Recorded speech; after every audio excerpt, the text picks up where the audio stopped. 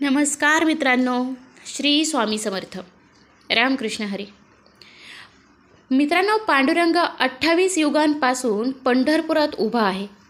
पण का उभा आहे याबद्दलची माहिती आज आपण आजच्या व्हिडिओत जाणून घेणार आहोत. आषाढी एकादशीनिमित्त लाखो वारकरी प्रत्येक वर्षी पांडुरंगाची भेट घेण्यासाठी जातात. त्यांच्यासाठी तो तिथे 28 युगापासून उभा आहे. विठोबाची आरती म्हणताना पंढरपूरची पुण्यभूमी आपल्या डोळ्यासमोर येते आणि सोबतच येते भक्त भगवंताच्या परस्परांवरील निस्सीम प्रेमाची कथा. आरतीच्या सुरुवातीलाच इतिहास सांगितला आहे. हा इतिहास आहे विठोबाच्या पंढरपुरातील मुक्कामाचा. 1-2 नाही तर 28 युग तो भक्तांच्या भेटीसाठी कटेवर हात ठेवून विटेवर उभा आहे. आषाढी एकादशी निमित्त याबद्दल आपण सविस्तर माहिती जाणून घेऊया. सुमारे 28 युगापूर्वी श्रीकृष्ण रुसून गेलेल्या आपल्या रुक्मिणीला शोधण्यासाठी द्वारकेतून दिंडीर वनात आले होते. त्याचवेळी भगवंतांना भक्त पुंडलिकाची आठवण झाली. ते त्यांना भेटण्यासाठी त्यांच्या आश्रमात आले. तेव्हा भक्त पुंडलिक पाठमोरे बसून आईवडिलांची सेवा करीत होते.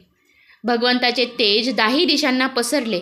भक्त पुंडलिकाने मागे वळून पाहिले तर साक्षात भगवंत श्रीकृष्ण त्याच्या दारी उभे होते.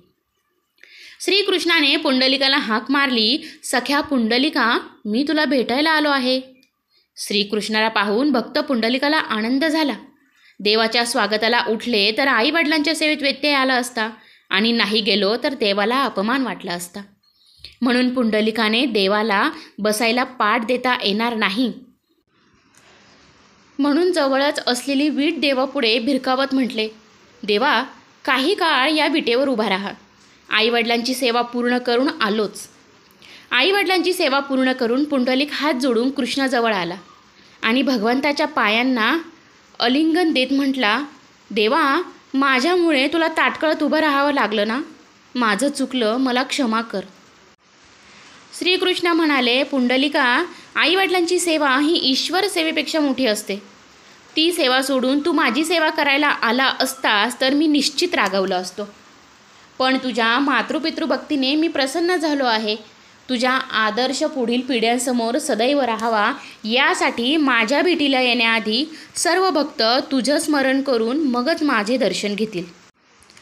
भक्ताच्या आग्रहास्तव भगवंताने पंढरपूरचा मुक्काम स्वीकारला आणि भक्त पुंडलिकाला देखील मंदिराच्या वाटेवर नावासकट सन्मान मिळाला.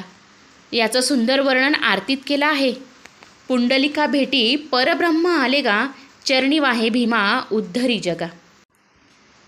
पण 28 युगच का? सृष्टी उत्पत्तीपासून आत्तापर्यंतच्या वर्षाची गणना धर्मशास्त्रात तसेच ज्योतिषशास्त्रात केली आहे. यात 4 युग आहेत: कृत, त्रेता, द्वापार, कली. ही सगळी मिळून 43,20,000 वर्ष होतात. त्याला एक महायुग असे म्हटले जाते. आरतीमध्ये 28 युगाचा उल्लेख केला आहे. ती महायुग आहेत हे आपण लक्षात घेतलं पाहिजे. 28 वेळा ही 4 युग फिरली आहेत. त्यातल्या श्वेतवाराह कल्पातलं 7वा मन्वत्तर सुरू आहे. त्यातली 28वी चतुर्युगी आहे. थोडक्यात अनादिकालापासून हा पंढरीनाथ पंढरपुरात उभा आहे असे नामदेव महाराजांना सुचवायचे आहे.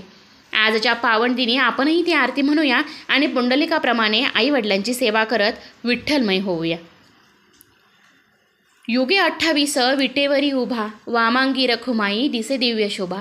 पुंडलिकाच्या भेटी परब्रह्म आले गा, चरणी वाहे भीमा उद्धरी जगा. जयदेव जयदेव जयदेव पांडुरंगा, रुक्माई वल्लभा राईच्या वल्लभा, पावे जिवलगा जयदेव जयदेव. तुळशी माळा गळा कर ठेवूनी कटी, कासे पितांबर कस्तुरी लल्लाटी. देव सुरवर नित्य येती भेटी, गरुड हनुमंत पुढे उभे राहती. जयदेव जयदेव जय पांडुरंगा. धन्य वेणुनाद अणुक्षेत्र पाळा, सुवर्णाची कमळे वनमाळ गळा. राई रखुमाबाई राणी या सकळा, ओवाळती राजा विठोबा सावळा. जयदेव जयदेव जय पांडुरंगा. ओवाळू आरत्या कुरवड्या येती, चंद्रभागी माझी सोडून आदिती. दिंड्या पताका वैष्णव नाचती, पंढरीचा महिमा वर्णावा किती. जयदेव जयदेव जय पांडुरंगा. आषाढी कार्तिकी भक्तजन येती, चंद्रभागेमध्ये स्नान जे करती. दर्शन न्याळा मात्रे तया होय मुक्ती, केशवासी नामदेव भवे ओवाळीती. जय देव जय देव व जय पांडुरंगा. तर मित्रांनो, व्हिडिओ आवडला असेल तर लाईक करा, शेअर करा आणि चॅनलवरती नवीन असाल तर चॅनलला सबस्क्राईब करायला विसरू नका. धन्यवाद.